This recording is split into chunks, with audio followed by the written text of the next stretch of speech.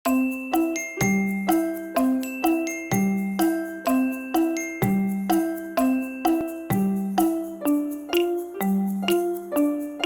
tími á tiltekt.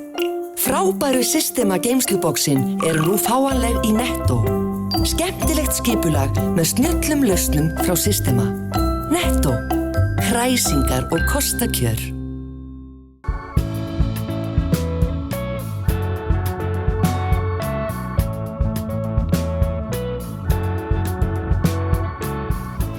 Komið sæl og verið velkomin í sjónvarp Víkurfrétta.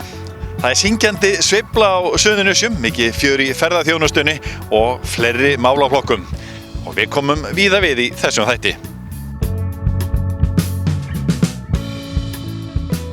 Vöxturinn á Keflavíkurflugvelli í tengslum við ferðaþjónustuna hefur ekki farið fram hjá neinum.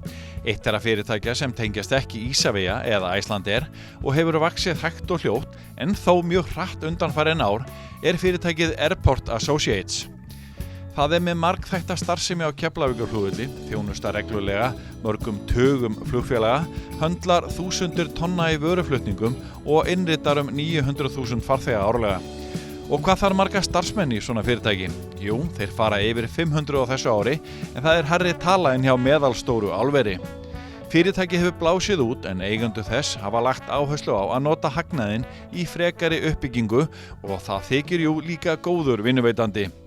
Sigþór Kristinn Skúlason, einn eiganda og framkvæmdastjóri, hefur verið í fyrirtækinu nánast frá fyrstu dögum þess. Já, þetta hefur verið bara svona hægt og rólega. Það hefur verið að vaxa á hverju einasta ári. Og við byrjuðum 97 og verðum þar að leiðandi 20 ára næsta ári. Við byrjuðum í fraktinni. Þetta gekk í upphafi, þá var bara einokun hérna. Mátti í raun og veru bara einn aðili afgreiða, Icelandair. En síðan hægt og rólega þá losnuðu þessi höft og við byrjuðum að útvíka starfsemina. 2002 byrjuðum við að afgreiða farþegavélar líka, ekki bara fraktvélar. Og síðan hefur við bara verið að auka við okkur ár frá ári. Airport Associates í hugum margra þjónustu fyrirtæki við flugvélar þar sem verið að koma farangur borð og slík þjónusta, en hún mun viðameiri hjá ykkur, eða ekki? Jú, sjálfsögðu, og við erum að sjá allt sem tengist þessu frá A til Ö. Og ég get talið upp hérna hvað við erum að gera. Við erum að innrita farþega þegar hann kemur í flugstöð eða leyfstöð og við erum að afgreiða töskur, frakt borð og allt sem að þarf við flugvélina, koma matvörum og öllu því sem þarf. Við erum að afvísa, ýta vélunum út, allt sem gerast á flughlaðinu. Síðan erum við með vöruhúsaþjónustu, við erum með load control, við þurfum að tryggja það að vélarnar fái öllu gögn og séu réttar hlaðnar eins og þarf að hlaða. Stórt vöruhús hérna þar sem við erum með alla alhliða þjónustu. Við erum með ræstideild þar sem við erum að þrífa vélarnar. Við erum með duty free þjónustu þar sem við erum að sjá þann þjónustu þátt frá A til Ö, þannig að allir getur keypt eitthvað borð. Þannig að vissulega þetta flókin starfsemi á margan hátt og margar deildir. Þannig að það ýmislegt sem að felst í því að koma vel til og frá Keflavíkurflugvelli og farþegum til og frá Keflavíkurflugvelli. En þarf að segja að þetta sé búið að vera mjög mikill vöxtur hjá okkur og sérstaklega mikill á síðustu árum. Hver helsta ástæðan? Já, það raun og veru, vöxturinn búinn að vera stöðugur raun og veru frá upphafi, en 2011 þá byrjar svona eins og bara Íslendingar þekkja, hálfgerð sprengja, og þá búin að vera að vaxa þetta hátt í 30% á hverju einasta ári. Á þessu ári erum við að vaxa mjög mikið. Við erum að vaxa svona 75-80% og það stafar einfallega að því að þau flugfélög sem við erum að þjónusta, þau að vaxa svo gríðarlega mikið. Og ég get nefnt nokkur félög eins og WOW sem að stækka meira en 100%, Wizz þeir að fjórfölda sig, Delta Airlines. Þannig að í raun og veru það það sem að búið til hana mikla vöxt í okkur. Ekkert flókið að vera með svona mörg ólík flugfélög og fyrirtæki í þjónustu? Jú, það alveg mikið flækjustig sem að fylgir því. Og þessi flugfélög eru ólík. Sum gera mikla kröfur, sum gera minni kröfur. Ég held við séum að vinna í dag orðið á 6 innritunarkerfum. og mismunandi svona procedure eða verkferlar sem að hvert flugfélag kallar eftir. Þannig að jú, það vissulega mikið flækjustig sem að fylgir því. Og hvað eru þið með marga starfsmenn og hversu mikil rekstur þetta? Hversu mikið þú vilt segja okkur það núna á þessu ári? Við erum að stefna í svona 520 starfsmenn núna í sumar. Og ég reikna með við förum kannski í 400-450 næsta vetur. Það er alltaf stærra búm svona yfir sumarvertíðina. En stóra breytingin er kannski svo að vetrartrafíkin hefur aukist alveg gríðarlega, sem er mjög jákvætt fyrir okkur og svona léttir svolítið reksturinn hjá okkur að vera ekki alltaf að starta upp og loka innan gæsalappa. Það hefur verið að tala að það séu 25 flugfélög sem að fljúi til og frá Keflavík í sumar. Eru þetta mjög margir aðilar úr þeim hópi sem þið þjónustu? Já, ég held við séum með ríflega 20 flugfélög. Þannig að við erum með talsveit mikið af þeim félögum. En það er gríðarlegur fjöldi að auki, ekki bara þessi félög sem alltaf verið að telja upp, þessi 25 eða hversu tala er akkurat núna. Það eru mjög mörg flugfélög að nota Keflavíkurflugvöll reglulega og reglubundið og þar erum við að afgreiða miklu fleiri félög. Það að ráða við vöxtinn? Hvernig er framöndan hjá ykkur? Þurfum við ekki að stekka og byggja og er það auðvelt nú á tímum? Nei, það er ekkert auðvelt en við erum að ráða við það. Við þurfum að ráðast í alls konar stækkanir á öllum sviðum. Þetta er allt að springa utan á okkur. Þannig að við erum að byggja 2 byggingar hérna við aðalbyggingun okkar, stórt vöruhús og aðstöðu fyrir starfsfólk, skrifstofur, aðstöðu fyrir starfsmanna, aðstöðu, load control og annað eftir því. Þannig að við erum með rétt ríflega 4.000 fermetra sem við ætlum að ráðast í að byggja núna á þessu ári og inn í næsta ári. Þessi mikla stækkunar þörf ykkar, þetta kallar á miklar fjárfestingar og kostar eiginlega sitt? Já, þetta kallar á miklar fjárfestingar og bara í fasteignum, þar sem við erum að stækka hérna úr 3.000 fermetrum upp í 7.000 fermetra, bæta við okkur hérna eitthvað 4.000 fermetrum, það kostar sitt. Svo erum við að kaupa tæki fyrir 100 milljóna núna á hverju ári, auk þess sem að kaupa 2 blokkir upp á Ásbrú og gera þær eins og nýjar. Auðvitað kostar þetta allt stóra fjármuni. Samfara miklum örum vexti og aðstæðum á vinnumarkaði var tekin ákvörðun að ráða starfsfólk frá Póllandi til fyrirtækisins en til að klára það mál til enda þurfti að fjárfesta í fjölbýlishúsum á Ásbrú. Nú er ljóst að þið hefur þurft að bregðast við miklum og örum vexti á mjög skömmum tíma og með því að ná í starfsfólk út fyrir landsteinana. Hvernig stóðu það að því? Við vorum með við fengum ráðningarskrifstofu í Póllandi til liðs við okkur og hún þessi skrifstofa er að vinna alla undirbúningsvinnu, óska eftir fólki og skrýna. Við sendum svo stjórnendur út sem að taka viðtöl og meta hvort að fólk sé hæft og þannig ráðum við inn fólk. Hvað er þetta margir starfsmenn sem að koma hérna til Keflavíkur? Þetta eru svona núna rétt 120 erlendi starfsmenn sem við erum að ráða inn. Leituðu eitthvað sérstaklega eftir ákveðnum bakgrunni eða þetta hefur náttúrulega verið gert í samvinnu við ráðningar skrifstofuna ytra? Já, við erum að gera miklu kröfur. Allir sem við erum að ráða þurfa að tala alveg mjög góða ensku. Þannig að flestir eru bara mjög vel menntaðir og þetta er virkilega flott fólk. Og þið eru að koma þeim fyrir hérna í, við getum sagt hérna gæðslappa, gömlum varnælisblokkum eða húsnæði sem að þið hefði verið að gera upp eða ekki og keyptuð? Jú, við keyptum hérna 2 blokkir og IAVF er búið að vera að taka þær allar í gegn, gera þær eins og nýjar, leggja mikla vinnu í það. Þannig að það er bara gengið mjög vel. Getur svona í fáum orðum lýst svona hvernig aðbúnaðurinn er í þeim? Hann er bara mjög góður. Það eru allir í sínum herbyggjum. Við erum með, eins og þið sjáu hérna, setustofu. Það eru eldhús á hverja hæð og líka ískapur, örbylgjuofn, vaskur og allt þetta inn á herbyggjunum. Þannig að aðstæðan er bara mjög góð. Hvernig horfið þið á þetta mál? Þetta starfsfólk að verða hér bara í sumar eða til lengri tíma? Nei, við erum vonast til þess að það verði til lengri tíma, setjist hérna það. Og ég veit til þess að margir sem við erum að ráða núna eru jafnvel með fjölskyldu sem á eftir að koma væntanlega síðar. Hvað hefur þetta verið mikið mál fyrir ykkur að fara þessa leið á svona stuttum tíma? Það búið að vera talsveit mikil vinna. Þetta gerist allt rosalega hratt.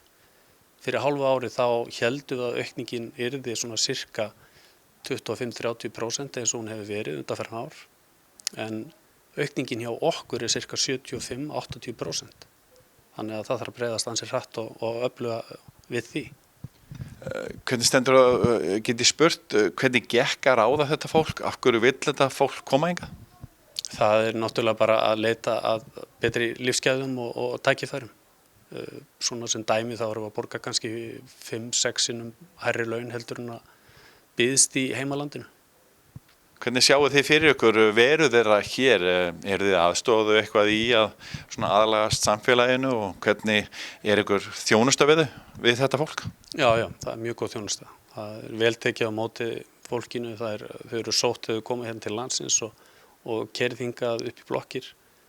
Síðan erum við með IAVAF sem sér alfarið á þjónusta, allt viðhald og umsjón í kringum fólkið.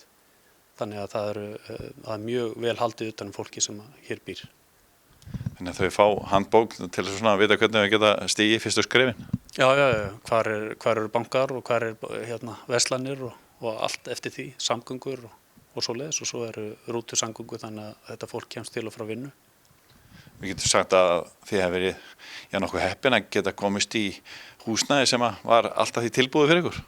Já, maður eiginlega bara vill ekki hugsa þá hugsun til enda ef að hér hefði ekki verið á lægir húsnæði sem við komumst í og gátum breytt á ótrúlega stuttum tíma.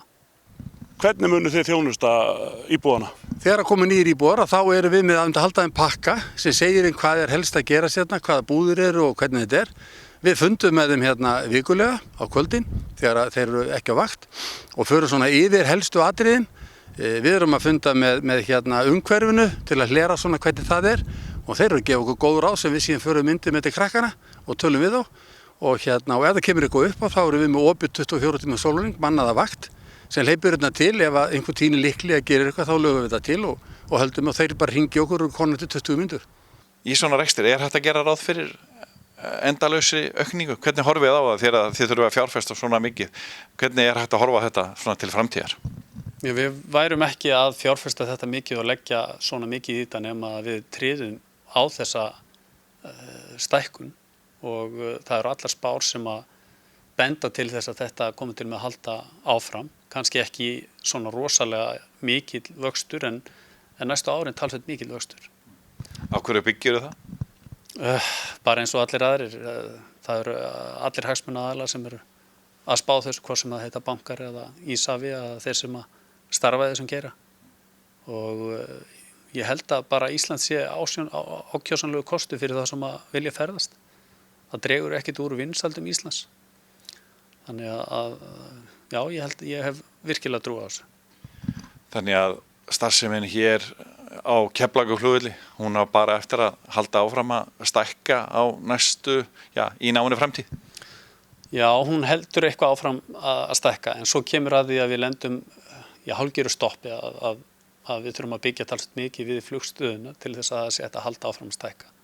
Þannig ég held að við eigum eftir að lenda í einhverju pásu áður en við getum haldið svona miklum vexti áfram. En vonandi verður svo pása ekkert allt og löng. Styðjum öflugt atvinnulíf, menningu, mannlíf og íþróttir á Suðurnesjum.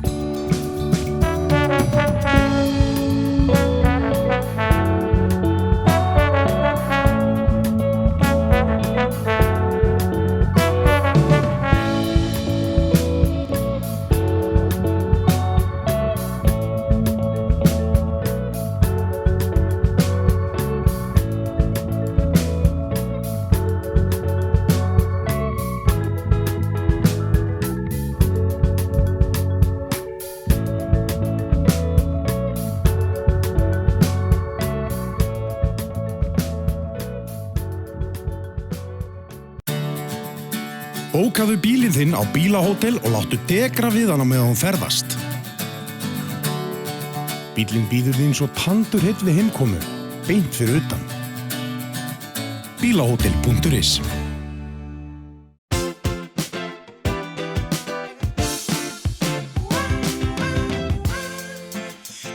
Byrjaðu fríið fyrr og njóttu lífsins. Keflavíkurflugvöllur.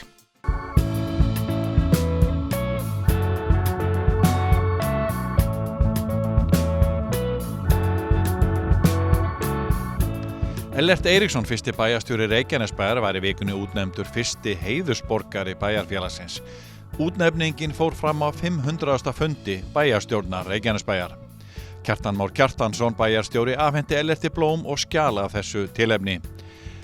Ellert byrjaði ungur að vinna við hinn ýmsu störf í Keflavík, rakaði meðal annars grjót á götunum og varð síðar bæjarverkstjóri áður en hann varð sveitarstjóri í Gerðarhreppi árin 1982 en hann var þar til ársins 1990. Ellert varð síðan fyrsti bæjarstjóri Reykjanesbæjar eftir sameininguna árið 1994 en hann hafði þá verið bæjarstjóri Keflavíkur frá árinu 1990 til 94. Sjónvarp Víkurhetta hitti kappan rétt fyrir bæjarstjórnarfundin þar sem að hann fekk hina skemmtilegu nafnbót. Jæja, Ellert, þegar þú lítur nú svona svolítið tilbaka og rifjar upp, hvað er efst í minningunni frá þessum skemmtilegu árum þínum? Í bæjarstjórn Reykjanesbæjar eða í Keflavík Reykjanesbæjar? Já, þú ræður. Ég ræði takk fyrir það. Ég veit ekki, Páll, það er varla hægt að taka eitthvað eitt frekar en annað. Þetta voru frábær tími og uppbyggingin allir í sveitarfélaginu alveg frá því að ég man eftir við sem pottorm á 12 ára að vinna fyrir Sjálfstæðisflokkinn og 14 ára að raka götur í Keflavík, þá sjá menn og þá breytingu sem vorðið hefur. Og það er ekki neitt einsmannsverk, það er stór hópur manna sem hefur komið að því. Svona frá þínum tíma sem bæjarstjóri í Keflavík og síðar fyrsti bæjarstjóri Reykjanesbæjar, sameinuð sveitarfélag. Ef þú horfir á þann tíma, hvað voru stóru málin þá? Hafa peningamálin alltaf verið ofarlega svona einhvern veginn í umræðunni? Já, peningamálin skipta náttúrulega spila gífurlega stóran rullu í öllum rekstri, það er ekki það. Svo er bara spurning hvernig mann tökst að fara með það fyrir. Ég held að stærsta málið sem ég hugsa tilbaka, það er sameining Keflavíkur og Njarðvíkur að Hafna í Reykjanesbæ og sameiningarferlið og raunverulega allt sem að því hefur fylgt. Og ég held að það hafi sýnt sig að það hefur orðið svona þroskara samfélag, það er stærra samfélag og þroskara samfélag og þyrfti að stækka meira, fleiri sveitarfélög koma inn í tímabundin fjárhagsörðuleikar sem eru núna. Þeir hverfa og þetta er náttúrulega sveitarfélag, er ekki raunverulega stofnun sem er bara til einna nætur, heldur þetta til framtíðar. Þannig að það hlýtur að rækna á því. En svona, fannst þið skólamálin nú varð veruleg bylting í þinni tíð hérna sem bæjarstjóri, þið voruð að einsetja grunnskóla, það er verið að byggja grunnskóla hér allan bæ, þetta eru mjög stór mál, hreinlega alltaf, menntun og skólamál til dæmis. Já, við tókum þá ákvörðun þarna á sínu tíma þegar að innsetning skóla var svona á dagskrá að byggja nýjan skóla og endurbæta þá gömlu þannig að allir hefðu svipað húsnæði til ráðstöfunar sama hvar eru. Og ég held að það hafi verið mjög góð ákvörðun. Þar auki þá settum við svona stefnu á menntastefnu, nýja menntastefnu sem að fór svona í gegn. Endur hún komin að sjálfsögðu aftur í endurskoðun. En þetta var mjög stór mál. Íþróttamál, Reykjaneshöllin, bygging hennar. Hún skipti miklu máli og kannski menningin líka, það er að segja dúshúsin, að ná þeim eða kaupa þau af þáverandi eigendum og síðan eru náttúrulega margir búin að leggja hönd á plóg við endurbyggja sem er orðið mjög glæsilegt svæði. En ég get talið upp endalaus verkefni svo leiðis en þetta er svona í fljótu bragði. En þegar á svona rifja líka upp, hvernig hefur svona samstarfi, hvernig gekk það á þínum tíma svona í meirihlutunum og hreinlega bara í bæjarstjórninni? Fannst þér vera ganga betur, hefur á tilfinningu að hafi gengið betur í þá daga, finnst þér vera meiri ólga í dag? Ég get nú ekki svaraði hvernig í dag en ég get ekki sagt hana að það gekk alveg frábærlega. Samstarfum með öllum bæjarfulltrúum minnstu kosti þau 12 ár sem ég var hérna og sama hvaða flokki tilheyrðu, bæði kallar og konur og þeir sem voru með litla reynslu og þeir sem voru með mikla reynslu. Það lögði allir sitt og ég kann ekki annað að segja heldur en það að þeir voru mjög samviskusamir í öllu sínu starfi og við náðum mjög vel saman allur hópurinn, það fór ekki á milli mála. Ég get ekki dæmt hvernig samstarfið núverandi meirihluta og minnihluta, það verður þú að spyrja eitthvað aðra en heldur mig. En varðandi sameiningu sveitafélaga, þú komst nú mjög að því máli á sínum tíma. Þetta ekki orðið nokkuð aðkallandi að frekari sameining eigi sér stað? Það búin að eiga sér stað svona smá umræða á óháðum aðilum hérna á Suðurnesjum sem vilja ýta þessari umræðu á stað og kanna þessa kosti, hvort að það sé betra að fara í stóra sameiningu og þá meira að segja hreinlega öll sveitafélögin á Suðurnesjum sameinist. Nú tengdist þú fyrstu sameiningunni, Keflavíkur, Njarðvíkur og Hafna og varst í nefnd sem að ráðherra skipa á sínu tíma frú Jóhanna. Hvaða tilfinningu hefur þú fyrir þessu málum í dag? Ég held að það sé ekki komin tímapunkturinn til þess að vinna meira í þessi bili. Það þarf að komast út úr fjárhagsörðuleikum eins og stærst aðalans Reykjanesbæjar. Þegar það komið á réttan kjöl, þá held ég að það hljóti að verða svona niðurstaðan að öll þessi sveitafélög gangi saman í eina sæng. Ég held það. En hvað heldur að sé langt í það? Já, tímir afstæður í lífi sveitafélaga.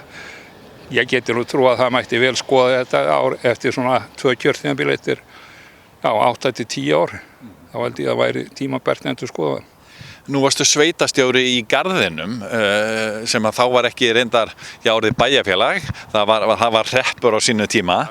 En hvað síðan geristu bæjarstjóri í Keflavík og Reykjanesbæ? Fannst þið vera mikið stökk þarna á milli? Já, það er alltaf stærðarmunur á sveitafélagi eins og Gerðarhreppi þá og síðan hér, það er ekkit.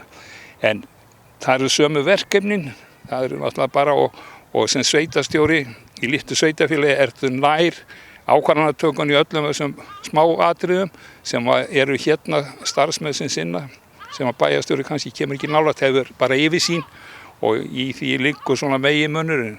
En í eilinu þetta samskipti við bæjarbúa, þetta eru hlutverk sveitastjórans og bæjarstjórans að sjá til þess að öllum líði eins vel í sveitafélaginu sínu hægtir og verður náttúrulega númer 1, 2 og 3 að tala þess máli. Hann ráðinn til þess, hann framkvæmdastjórinn, hann á að tala máli sveitafélagsins út af við eins og kostur og sinna síðan stýringu eins og kostur og vera vel að sér innan sveitafélagsmálum.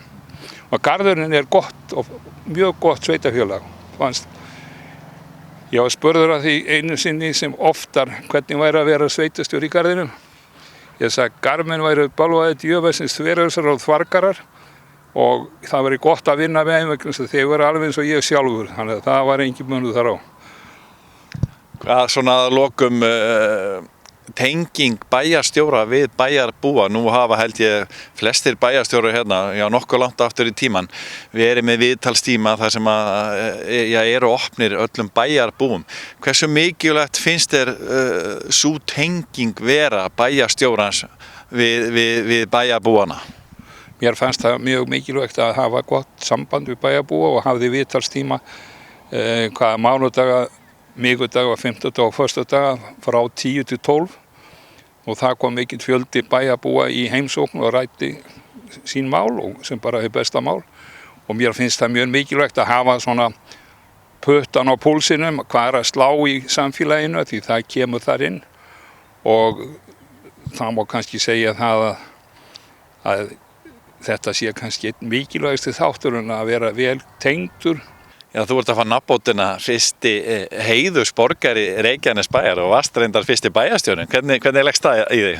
Það leggst mjög vel í mig og mér finnst þetta mikill heiður sem bæjarstjórnin sýnir mér og kannski má segja frekar óverðskuldað en þegar það var komið að mála við mig að taka við þessu ágætu titli þá svona tók ég með umhugsunarfrest og hugsaði að vel gert þegar fólk hugsar vel til manns eftir langa veru í þessum sveitarstjórnarbransa.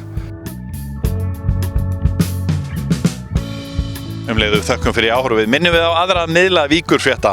Prentútgáfu sem hefur komið út á 4. áratug, vaff.is sem Víkurfréttavefurinn, það sjáu þið nýjar fréttir alla daga vikunar og fyrir kylfingana kylfingur.is. Þar eru nýjar golffréttir alla daga vikunar sömuleiðis. Það hægt að sjá eldra efni sjónvarps Víkurfrétta á YouTube-brásin okkar undir heitinu Sjónvarp Víkurfrétta. Við sjáumst að vikuleiðinni. Verið sæl.